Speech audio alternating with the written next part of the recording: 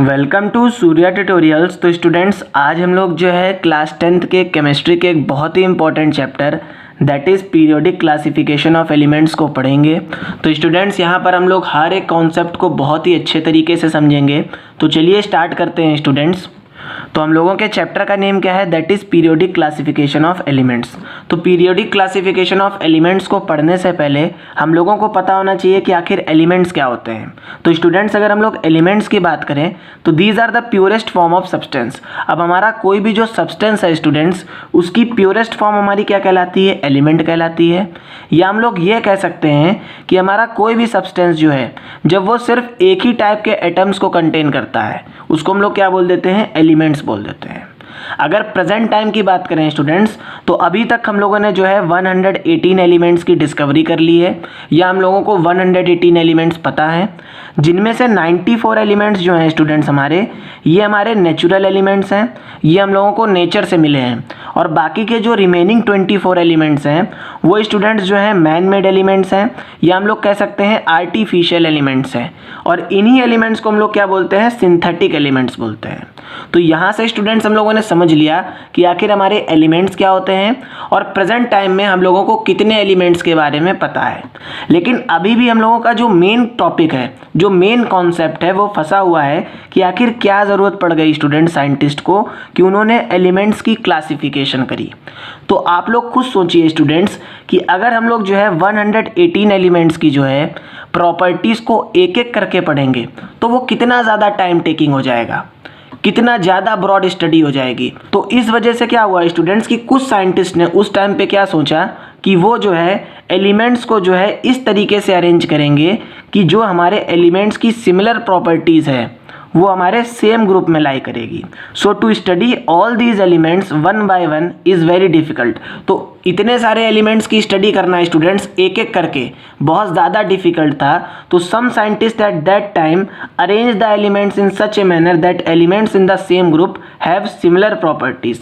तो उस टाइम पे स्टूडेंट्स जो भी हमारे साइंटिस्ट थे उन्होंने क्या सोचा कि हम लोग जो है एलिमेंट्स को अरेंज करते हैं और इस तरीके से अरेंज करते हैं कि जो भी हमारे एलिमेंट्स जो हैं सिमिलर प्रॉपर्टीज़ को रखेंगे वो सेम ग्रुप में आ जाएंगे। और जब वो सेम ग्रुप में आ जाएंगे स्टूडेंट्स, तो हम लोग क्या करेंगे? उस ग्रुप के सिर्फ एक एलिमेंट की प्रॉपर्टी पढ़ लेंगे और बाकी जितने भी उस ग्रुप में एलिमेंट्स प्रेजेंट हैं वो सारे उसी की तरीके से प्रॉपर्टीज़ को रखेंगे। तो हम लोगों को इतने सारे एलिमेंट्स की स्टडी नहीं करनी पड़ेगी। So that's why we need to classify the elements.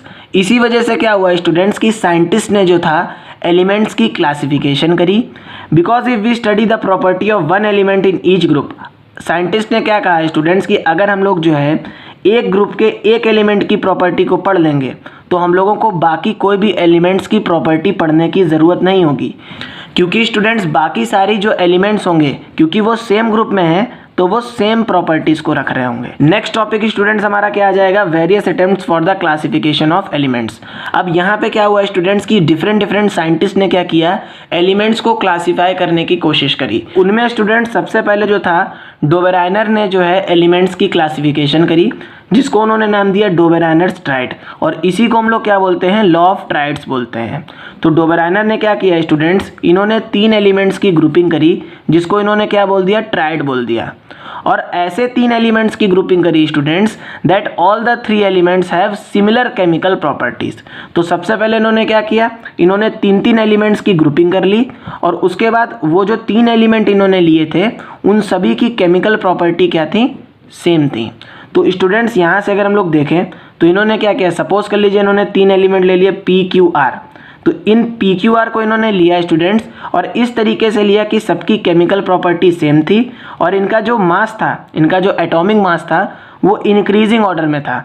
मतलब P का मास जो था स्टूडेंट्स कम था, फिर Q का उससे ज़्यादा था और R का सबसे ज़्यादा था। इसी तरीके से स्टूडेंट्स ABC भी हमारा क्या है? सपोज कर लीजिए ट्राइड है जिसमें 3 एलिमेंट प्रेजेंट हैं। तो A का मास सबसे कम होगा, फिर B का होगा और फिर C का मास उससे ज़्यादा होगा। तो स्टूडेंट्स डोबेराइनर ने जो है अपने प्रिंसिपल में क्या बोला कि जो हमारा सेकेंड एलिमेंट का एटॉमिक मास होगा वो जो है फर्स्ट और थर्ड एलिमेंट के सम के एवरेज के बराबर होगा। So according to the law of Dobereiner's triad, when we group 3 elements having same chemical properties, then the mass of the middle element is equal to the average of the atomic mass of the two elements. तो students अगर हम लोग देखें तो हमारा जो middle element है, middle element का जो एटॉमिक मास होगा वो हमारे फर्स्ट और थर्ड एलिमेंट के एटॉमिक मास के सम के एवरेज के बराबर होगा।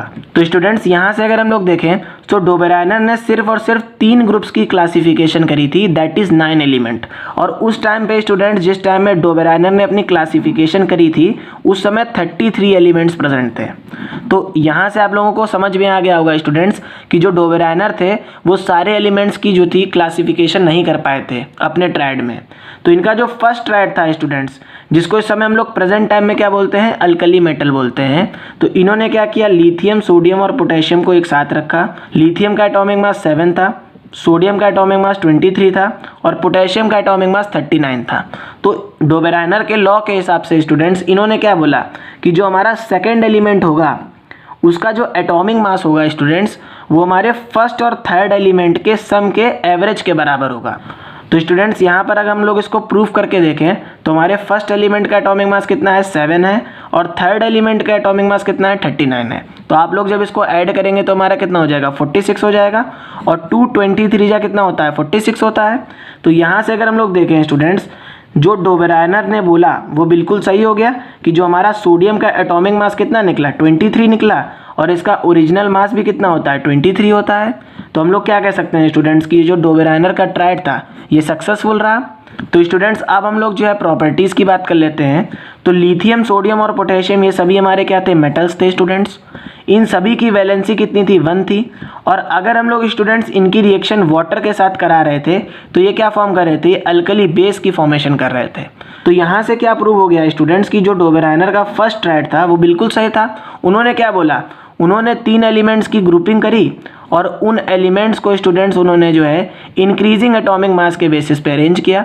और उन्होंने क्या बोला था कि सारे एलिमेंट्स की केमिकल प्रॉपर्टी सेम होगी और जो एटॉमिक मास होगा फर्स्ट और थर्ड एलिमेंट के एवरेज के सम के बराबर होगा। तो यहाँ से इनका जो फर्स्ट ट्रायड था वो बिल्कुल सक्सेसफुल रहा। इसी तरीके से स्टूडेंट्स डोबेराइनर का जो सेकंड ट्रायड था वो प्रेजेंट मोमेंट में अब क्या कहलाता है, एल्कलाइन अर्थ मेटल्स कहलाता है, ठीक है। तो इसमें इन्होंने क्या किया, कैल्शियम, स्ट्रोंशियम और बेरियम को रखा। तो कैल्शियम का एटॉमिक मास 40 था स्टूडेंट्स, स्ट्रोंशियम का जो था एटॉमिक मास 88 था और बेरियम का एटॉमिक मास 137 था। तो अकॉर्डिंग टू डोबेराइनर कि जो हमारा सेकेंड एलिमेंट का एटॉमिक मास होगा स्टूडेंट्स वो हमारे फर्स्ट और थर्ड एलिमेंट के एवरेज के सम के बराबर होगा। तो हम लोग इसको चेक करते हैं। तो atomic mass of strontium equals to क्या हो जाएगा, average atomic mass of calcium plus barium. तो कैल्शियम का एटॉमिक मास कितना है स्टूडेंट्स, 40 है और बेरियम का एटॉमिक मास कितना है, 137 है। अगर आप लोग स्टूडेंट्स इसको ऐड करेंगे तो हमारा कितना आ जाएगा, 177 आ जाएगा। और इसको आप लोग जब डिवाइड करेंगे तो इसकी वैल्यू कितनी आएगी, 88.5। तो यहाँ से अगर हम लोग देखें स्टूडेंट्स तो हम लोगों ने जब डोबेराइनर के हिसाब से जो है एटॉमिक मास को कैलकुलेट किया तो इसकी वैल्यू कितनी आ रही है, 88.5 आ रही है और यहाँ हम लोगों को 88 मिल गया। तो हम लोगों ने क्या माना स्टूडेंट्स, ये अप्रॉक्स है, ठीक है, ये वैल्यू जो थी अप्रॉक्स थी। तो यहाँ पे भी स्टूडेंट्स जो डोबेराइनर का ट्रायड था वो सक्सेसफुल हो गया। अब हम लोग जो है प्रॉपर्टीज़ के बारे में बात कर लेते हैं। तो हमारा जो कैल्शियम, स्ट्रोंटियम और बेरियम था ये तीनों मेटल्स थे। इन सभी की वैलेंसी कितनी थी, 2 थी। तो यहाँ पे स्टूडेंट्स अगर हम लोग देखें तो हम लोग अगर कैल्शियम, स्ट्रोंटियम और बेरियम के ऑक्साइड्स की फॉर्मेशन कर रहे थे तो इन सभी के जो ऑक्साइड्स थे स्टूडेंट्स उनका बेसिक नेचर निकल के आ रहा था। यहाँ से स्टूडेंट्स हम लोग क्या कह सकते हैं कि हमारे जो ट्रायड में एलिमेंट्स रखे थे इन सभी की जो केमिकल प्रॉपर्टीज़ थी ये क्या थी, सिमिलर थी। और यहाँ पे जो इनका एटॉमिक मास निकल के आया है सेकेंड एलिमेंट का वो फर्स्ट और थर्ड एलिमेंट के सम के एवरेज के बराबर भी था। तो स्टूडेंट्स इनका जो सेकेंड ट्रायड था ये भी सक्सेसफुल रहा। तो स्टूडेंट्स अब हम लोग जो है डोबेराइनर के थर्ड ट्रायड को देख लेते हैं जिसको हम लोग प्रेजेंट मोमेंट में क्या बोलते हैं, हैलोजन ग्रुप बोलते हैं, ठीक है। तो इसमें स्टूडेंट्स इन्होंने क्या रखा, इसमें इन्होंने क्लोरीन, ब्रोमीन और आयोडीन को रखा। तो क्लोरीन का हमारा मास कितना होता है, 35.5 होता है। ब्रोमीन का हमारा एटॉमिक मास 80 होता है और आयोडीन का हमारा एटॉमिक मास होता है 127। तो हमारा जो स्टूडेंट सेकेंड एलिमेंट का एटॉमिक मास होगा वो हमारे फर्स्ट और थर्ड एलिमेंट के एवरेज के सम के बराबर होगा। तो हम लोग इसको प्रूफ करके देख ले रहे हैं। तो atomic mass of bromine equals to कितना हो जाएगा, average atomic mass of chlorine plus iodine divided by 2, क्योंकि हम लोगों को यहाँ पे एवरेज लेना है। तो यहाँ पे क्लोरीन का एटॉमिक मास कितना है स्टूडेंट, 35.5 और हमारा आयोडीन का एटॉमिक मास कितना है, 127। तो इसको स्टूडेंट जब आप लोग कैलकुलेट करके सॉल्व करेंगे तो इसकी वैल्यू कितनी आ रही है 81.25। तो यहाँ पे स्टूडेंट्स ब्रोमीन का एटॉमिक मास कितना था 80 था, और यहाँ पे ये वैल्यू कितनी आ रही है 81.25 आ रही है। तो यहाँ पे स्टूडेंट्स अगर हम लोग देखें तो यहाँ पे जो इनका एटॉमिक मास निकल के आया है ये एक्यूरेट नहीं है, इट इज़ नॉट एक्यूरेट, ठीक है। लेकिन फिर भी इन्होंने क्या बना दिया स्टूडेंट्स, इसको एक ट्रायड बना दिया। तो इवन जो इन्होंने लॉ दिया है स्टूडेंट्स वो भी कहीं कहीं जगह पे ये सक्सेस नहीं कर पा रहे हैं। तो अब हम लोग प्रॉपर्टीज़ के बारे में बात कर लेते हैं। तो क्लोरीन, ब्रोमीन और आयोडीन स्टूडेंट्स ये हमारे क्या थे, सभी हमारे नॉन मेटल्स थे। तो इनकी वैलेंसी कितनी थी 1 थी। और साथ ही साथ स्टूडेंट्स जब ये वाटर के साथ रिएक्ट कर रहे थे तो ये क्या फॉर्म कर रहे थे, एसिड्स फॉर्म कर रहे थे। तो यहाँ पर जो स्टूडेंट्स केमिकल प्रॉपर्टी थी तीनों की वो भी सिमिलर थी, और जो मास था वो नियरली अप्रॉक्स में कितना आ रहा था, सेम आ रहा था। तो स्टूडेंट्स ये 3 ट्रायड्स जो थे डोबेरायनर ने जो थे उस टाइम पे क्लासीफाई करे थे। स्टूडेंट्स जो क्लासिफिकेशन डोबेरायनर ने की थी वो सफिशिएंट नहीं थी, इसको एक्सेप्ट नहीं किया गया। तो इनकी फेलियर क्या थी कि इन्होंने जो था students all the known elements are not fitted in the triads, only 3 triads are formed, कि उस टाइम पे स्टूडेंट्स 33 एलिमेंट्स प्रेजेंट थे और ये सिर्फ और सिर्फ 3 ट्रायड्स की ही फॉर्मेशन कर पाए थे।